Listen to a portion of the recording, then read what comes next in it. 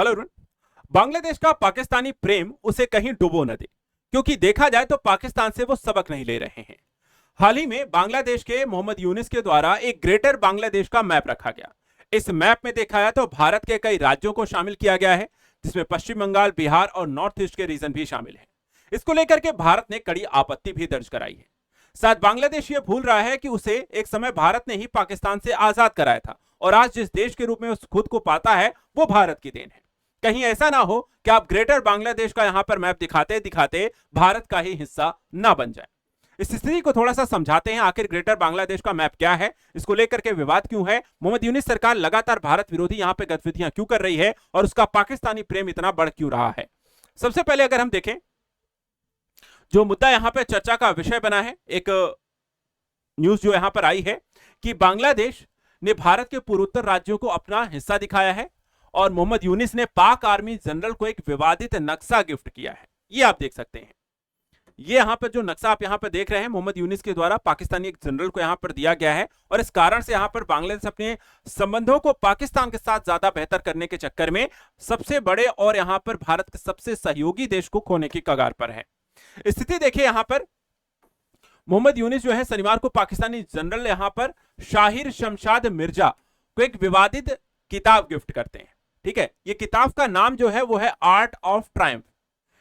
इस किताब में है क्या, ये किताब के कवर को अगर आप देखें तो यहां पर एक नक्शा छपा है, जिसमें भारत के पूर्वोत्तर राज्यों को बांग्लादेश का हिस्सा दिखाया गया है। इस हिस्से को अगर हम यहां पर आपको देखते हैं, साथ ही भारतीय विदेश मंत्रालय ने अभी तक इस पर कोई आधिकारिक प्रतिक्रिया अभी नहीं दी है। शमशाद मिर्जा पाकिस्तानी सेना में आसिफ मुनीर के बाद दूसरे सबसे ताकतवर अधिकारी हैं, और माना जाता है मुनीर के बाद मिर्जा ही पाकिस्तानी सेना के प्रमुख बनने वाले हैं। और ऐसी स्थिति में यह दिखता है कि बांग्लादेश कहीं ना कहीं अपने संबंधों को पाकिस्तान के साथ अच्छा बनाने की कोशिश बहुत ज्यादा कर रहा है। स्थिति क्या है, जो यहां पर मैप आपको दिखाने की कोशिश में करता हूं। देखिए, यूनिस सरकार के सलाहकार ने भी एक बार ऐसा ही विवादित नक्शा यहां पर पोस्ट किया था, और वर्तमान समय अगर आप देखें तो बांग्लादेश का जो वास्तविक नक्शा है वो कुछ ऐसा दिखाई देता है। ठीक है, लेकिन यहां पर आपको गलत नक्शा जो है भारत के इलाकों को बांग्लादेश में यहां पर शामिल होते हुए दिखाया गया है, जिसके आसपास के कुछ रीजन्स को इसमें आपको शामिल किया गया है। तो इसके कारण यह विवाद जो है यहां पर आपको बढ़ जाता है। बांग्लादेश के जो विवादित मैप है, इसकी शुरुआत आखिर हुई कहां से है? ये अभी की नहीं, ये घटना पुरानी है। देखा जाए तो बांग्लादेश की विवादित मैप का मुद्दा संसद में भी एक बार उठ चुका है। 7 राज्यों पश्चिम बंगाल, असम, मेघालय, त्रिपुरा, बिहार, झारखंड, ओडिशा के कुछ हिस्सों को बांग्लादेश के मैप में भी दिखाया गया था, जो आप यहां पर इस मैप में आप देख सकते हैं। और इसको लेकर के कांग्रेस नेताओं ने भी यहां पर राज्यसभा में विवाद और कई तरीके के सवाल यहां पे खड़े किए थे कि आखिर कैसे बांग्लादेश जो है भारत के राज्यों को एक ग्रेटर बांग्लादेश के मैप में यहां पर दिखाने की कोशिश कर सकता है। जो ग्रेटर बांग्लादेश का नक्शा आपको दिखाएं, देखिए ये आज का नहीं है। ग्रेटर बांग्लादेश हुआ करता था एक समय, ठीक है, जब बांग्लादेश कोई देश नहीं था, जबकि भारत का ही हिस्सा थे सब, तब यहां पे ये 20 देखा है तो ग्रेट बंगाल इसे कहा जाता था।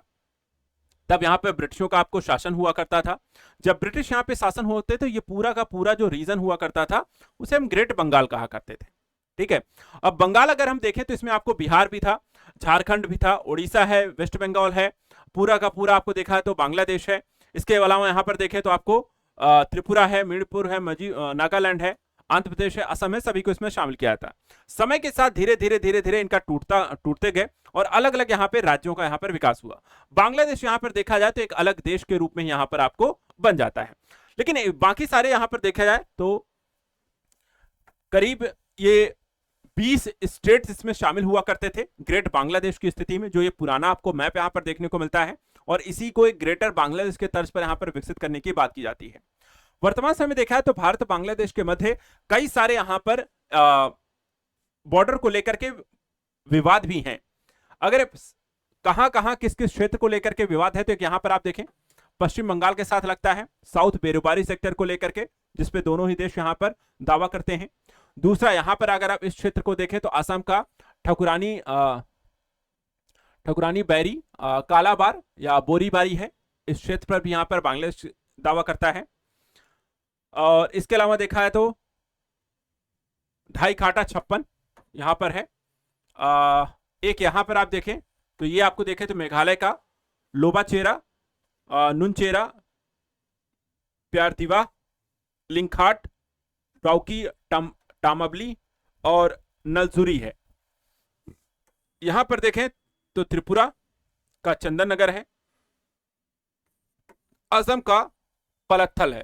तो ये कुछ क्षेत्र हैं जिसको लेकर के विवाद है, और इन क्षेत्रों को बांग्लादेश जो है समय समय अपने मैप पे भी दिखा देता है, और यही वर्तमान समय देखा है तो एक विवाद का विषय भी आपको बनता हुआ दिखाई देता है कि भारतीय क्षेत्रों को बांग्लादेश ग्रेटर बांग्लादेश जैसे तर्ज को विकसित करने के लिए एक मानसिकता को सबसे पहले देखा जाए तो विकसित किया जाता है। जब भी ऐसी कोई घटना होती है सबसे पहले विचारों के माध्यम से मानसिकता को बदला जाता है, ब्रेन वॉश किया जाता है, और फिर वहां की जनता को धीरे धीरे इसके लिए उकसाया जाता है, और उसके बाद एक देश विरोधी यहां पे गतिविधियां शुरू की जाती हैं, जैसा पाकिस्तान ने कश्मीर को लेकर के किया। भारत के कश्मीर को सबसे पहले उन्होंने कब्जा किया, उसके बाद अपने ही देश के नागरिकों को यहां पर आतंकवादी बनाया, और आतंकवादियों को यहां पर ब्रेन वॉश करके कश्मीर को अपना हिस्सा बताने के लिए जिहाद को यहां पर धर्म आधार बनाया, और वर्तमान समय में देखा है तो आतंकवादियों की घटना के कारण इस क्षेत्र में अशांति बनी हुई है।